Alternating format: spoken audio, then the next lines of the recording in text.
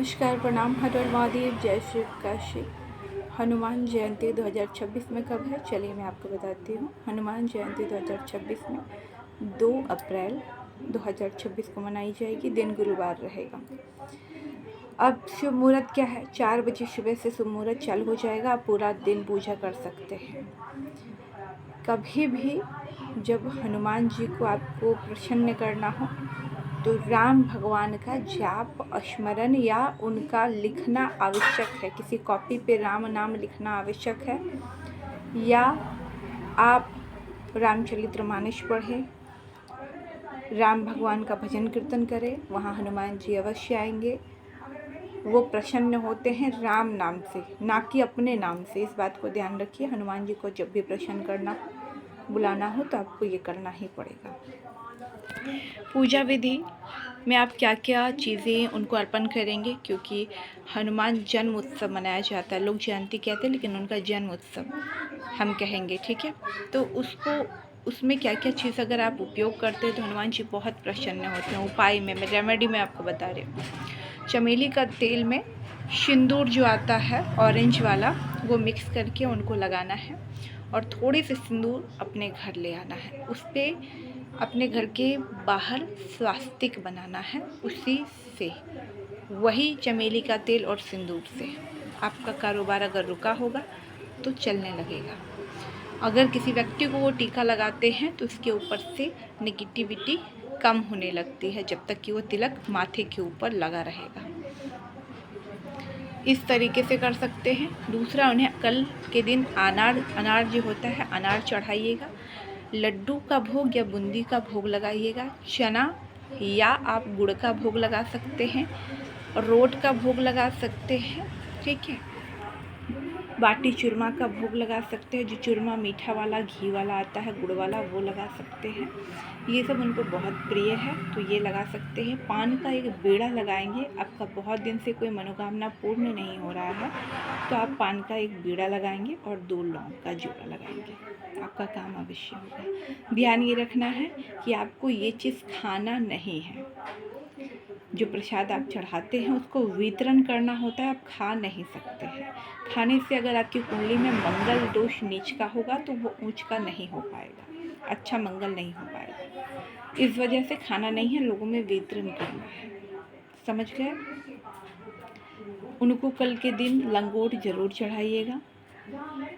झंडा हनुमान जी का अपने घर पे लगाते हैं तो ज़रूर लगाइएगा, नहीं तो मंदिर जाकर उनको वस्त्र ज़रूर पहनाइएगा। पंडित जी के द्वारा, ऐसा कोई मंदिर हो जहाँ आप स्वयं पहना सकते हो तो स्वयं भी पहना सकते हैं, या पंडित जी के द्वारा भी आप पहना सकते हैं। इस तरीके की चीज़ कीजिएगा।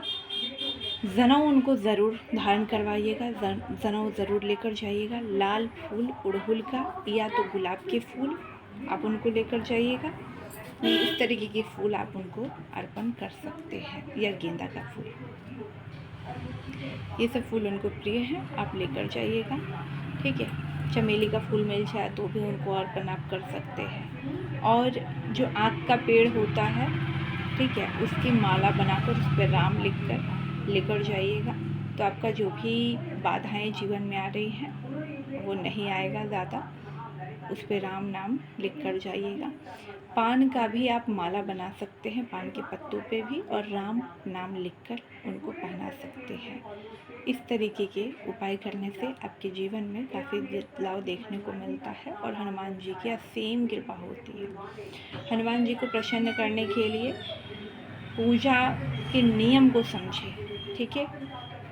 आचमन ज़रूरी है पूजा में, आसन उठाने का मंत्र ज़रूरी है, भगवान को एक अलग से आसन देना ज़रूरी है।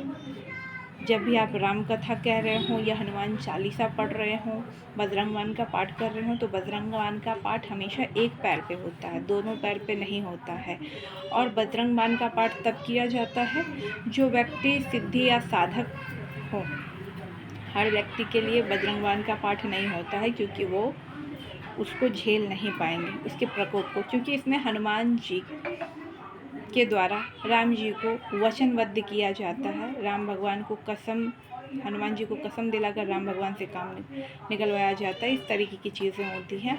इस वजह से इसको एक पैर पर खड़े होकर किया जाता है और ये वही लोग कर सकते हैं जो व्यक्ति सिद्धि या साधना लिए हों। आप सभी लोग हनुमान जी का किताब पढ़ सकते हैं। जो लोग सिद्धि लिए हैं, साधक हैं, साधिका हैं, वो लोग एक पैर पर खड़े होकर हनुमान बजरंगबाण का पाठ तब करेंगे जब आपके जीवन में कोई मार्ग और कोई रास्ता ना दिख रहा हो, पूरी दुविधा में हो, कोई रास्ता कोई मार्ग ना हो, तब ये उपाय करना है। सभी के लिए ये उपाय नहीं है, ध्यान रखिएगा। वरना अगर आप ये उपाय करेंगे तो आपके जीवन में ऐसे ऐसे संकट अचानक से आएंगे कि आप सोच भी नहीं सकते हैं। इस वजह से इसको करने से बचिएगा। और जो लोग सिद्धि या साधक हो या गुरु दीक्षा ले चुके हों, वो लोग एक पाँव पर खड़े होकर पूजा करेंगे।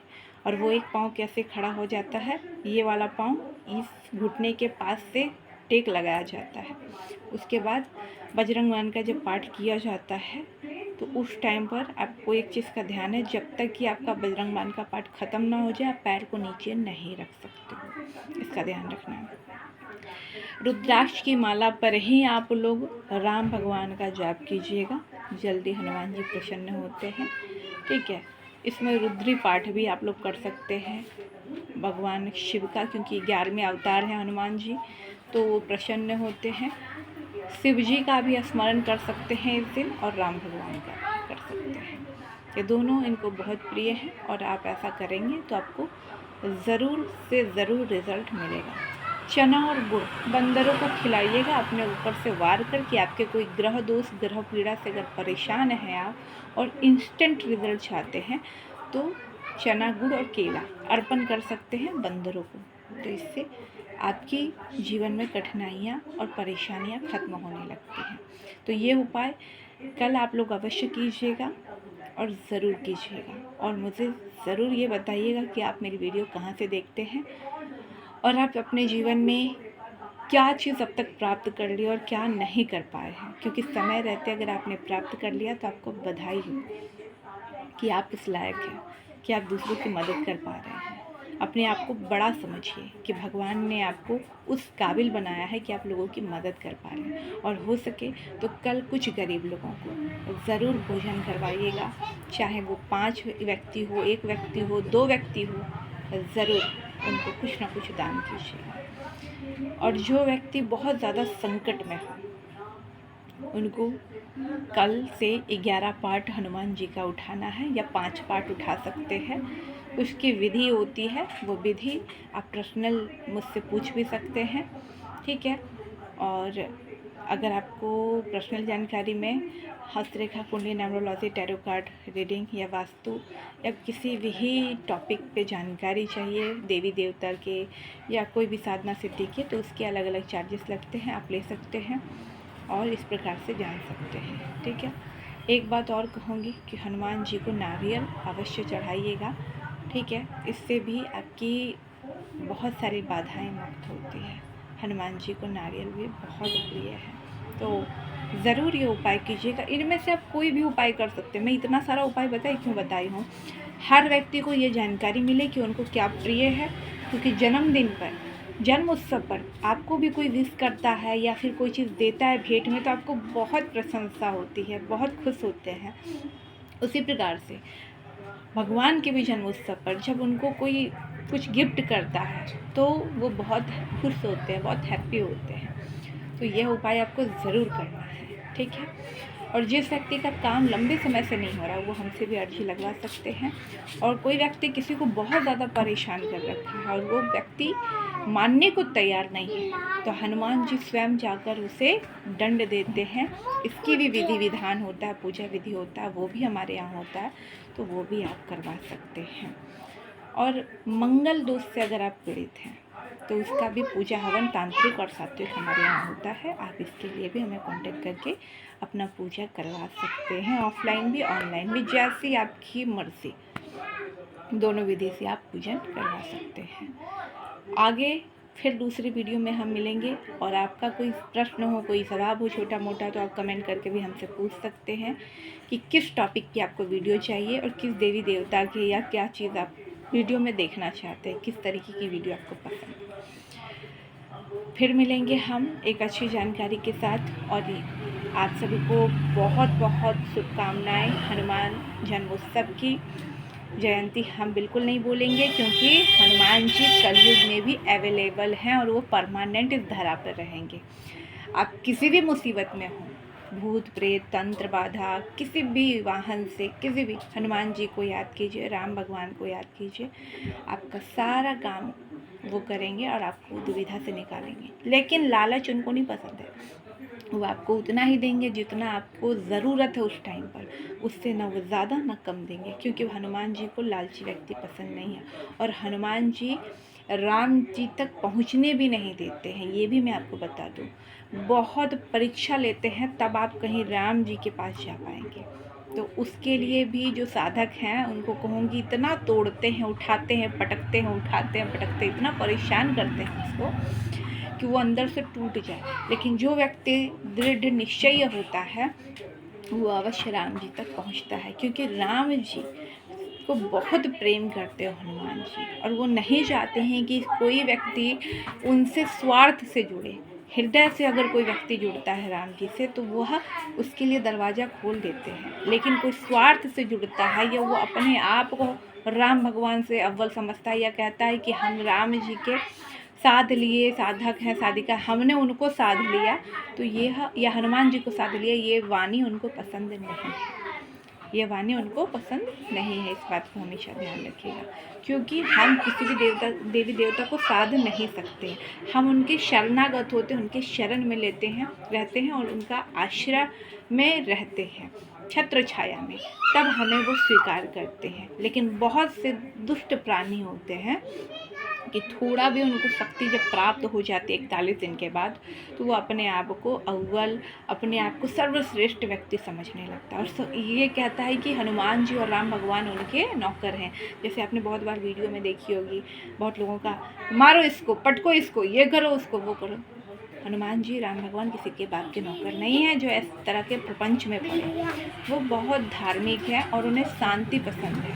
आप उन्हें प्रेम और शांति से ही प्राप्त कर सकते हैं, छल कपट द्वेष भाव से उनको कभी हासिल नहीं कर सकते हैं। और हनुमान जी ही एक ऐसे देव हैं जो भगत शिरोमणि भी हैं और वीर शिरोमणि भी हैं। वो दुनिया के हर एक चीज़ आपको दे सकते हैं। और उनके जो 5 भाई हैं, अगर आप बहुत बड़े संकट में हैं, उस 5 भाई का नाम लीजिएगा, उस संकट से वो आपको निवारण कर देंगे, बाहर निकाल देंगे। लेकिन दुष्ट प्रवृत्ति का व्यक्ति होते हैं, उनके लिए वो कुछ नहीं करते। जो अच्छे मन के होते हैं, साफ दिल के, जो झूठ नहीं बोलते, सच्चे दिल के होते हैं, उन्हीं की सारी इच्छाएं पूरी करते हैं। ये नहीं कि आपने एक लड्डू चढ़ाया और आपने कह दिया हनुमान जी आप उसको जाके मार दो। अगर वो व्यक्ति उनका चेला है या उनका भक्त है तो वो उनका कुछ नहीं करेंगे, उल्टा आप ही को दो चार गदा लगा देंगे और मुंह के बल आप ऐसे गिरोगे कि आपका कोई पता भी नहीं है। तो हमेशा इस बात का ध्यान रखिएगा। और हनुमान जी के भक्त से कहीं भी, बहुत बिल्ला होते हैं हनुमान जी के भक्त, कहीं दुनिया में भी आपको दिखे, उनसे बेवजह मत उलझिएगा, क्योंकि उनके पास आप प्रेम से हर चीज़ प्राप्त कर सकते हो हनुमान जी के भक्त से, लेकिन दुश्मनी में या फिर जलश होकर नहीं जीत सकते हो। अगर उनका एक प्रकोप भी और एक उन्होंने आपको बद्दुआ दे दिया, गुस्से हो गए वो आपसे, तो आपके जो काम बने थे वो भी ऐसे बिगड़ जाएंगे कि आप उसको जीवन भर समेटते रह जाओगे, यहाँ वहाँ दौड़ते रह जाओगे। जब तक वो व्यक्ति आपको माफ़ नहीं करेगा, वो ठीक नहीं करेगा, तब तक वो काम आपका नहीं होगा। इसको किसी कागज़ पे लिख लीजिएगा। और एक कल से एक हैबिट बनाइए कि राम भगवान का एक कॉपी राम से हमको लिख देना। अगर एक दिन में नहीं लिख सकते हैं तो एक एक पन्ना करके 11 दिन में कंप्लीट कीजिए। 51 दिन में इससे क्या होगा, एक तो आपने एक कर्म किया, दूसरा आपके जीवन की जितनी भी बला थी आप उसको राम भगवान देखेंगे, हर लेंगे, आपकी पीड़ा जीवन से खत्म। तो तीसरा आपका लिखावट अच्छा हो जाएगा। चौथा कि आप में एक आत्मविश्वास जागृत होगा, आप एक धार्मिक प्रवृत्ति के इंसान बनेंगे और आपके पास एक समय होगा कि आप भगवान का स्मरण कर रहे हैं। ये जितना भी मोह माया का जीवन है ना, ये यहाँ काम आएगा। वहाँ के लिए वो भगवान सोचेंगे कि ये व्यक्ति अपने जीवन का कुछ पल निकाल कर हमारे लिए हमारा नाम का स्मरण किया था। इसलिए यह एक रूटीन ज़रूर बनाएं, ज़रूर।